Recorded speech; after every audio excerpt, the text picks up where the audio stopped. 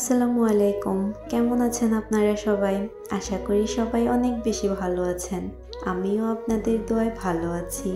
কয়েকদিন আগে আমার অ্যানিভার্সারি থাকার কারণে জামাই অফিস থেকে আসার সময় সুন্দর একটি কেক নিয়ে এসেছিল। তো কেকটা তো খেলাম, তবে কেকের বোর্ডটা পড়েছিল, তো ভাবলাম বোর্ডটা না ফেলে একটু কাজে লাগাই। বসে বসে ভাবছিলাম যে বোর্ডটাতে কি করা যায়। তখনই হঠাৎ মাথায় এলো যে লিপন আর্ট করলে মন্দ হবে না। তখন চিন্তা করলাম যে বোর্ডটাতে লিপন আর্ট করি, দেখি কেমন হয়।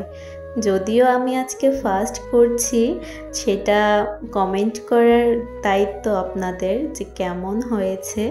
তো আমি আর্ট করে নিলাম এবং ক্লেগুলো দিয়ে সুন্দর করে একটা ডিজাইন করে নিলাম। মাঝখানে আমি আমার আর আমার প্রিয় মানুষটার নামও লিখে নিলাম।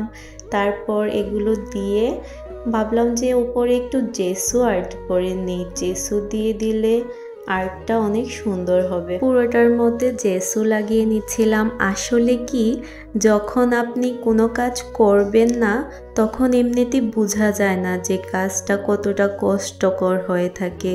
আপনি যখন একটা মানুষের একটা কাজ করে দেখবেন যে কাজটা কতখানি কষ্টকর, তখনই আপনার এই কাজটার প্রতি সম্মান বেড়ে যাবে। প্লাস এই কাজগুলো নিয়ে যারা কাজ করছে তাদের প্রতিও সম্মান বেড়ে যাবে। অনেক সময় দেখা যায় অনেক আপুরা এগুলো বানিয়ে সেল করে, কিন্তু তারা ভালো একটা দাম পায় না। অনেকেই দেখে অনেক ধরনের ভিডিও করে। আজকে আমি বানিয়ে বুঝতে পারলাম যে আসলেও অনেক কষ্টকর। আমরা যারা নিজেরা কাজ করি না তারা কখনোই বুঝতে পারি না যে কোন কাজটা কতটুকু সময় লাগে, কতটুকু কষ্ট লাগে, কতটুকু মেহনত করতে হয় একটা সুন্দর কাজ পরিপূর্ণ করতে হলে। বড় হোক বা ছোট হোক, কোনো কাজই কিন্তু সহজে হয়ে যায় না। তার পিছনে করতে হয় অনেক কষ্ট। কষ্টের পিছনেই থাকে সুন্দর একটা কাজ। আমি চেষ্টা করি প্রতিটা কাজ নিজে করে দেখার জন্য, আসলে কোন কাজটা কতটা মেহনত দিয়ে করতে হয়। যাই হোক, আমার এই কাজটা কেমন হয়েছে আজকে প্রথম দিনের তুলনায় সবাই কমেন্ট করে জানাবেন কিন্তু। আচ্ছা, সুন্দর একটা কাজে সুন্দর একটা কমেন্ট করতে ক্ষতি কি? আপনাদের সুন্দর একটা কমেন্ট আমাদেরকে আরও উৎসাহিত করবে সুন্দর সুন্দর ভিডিও বানানোর জন্য, আপনাদেরকে সুন্দর সুন্দর জিনিস বানিয়ে দেখানোর জন্য।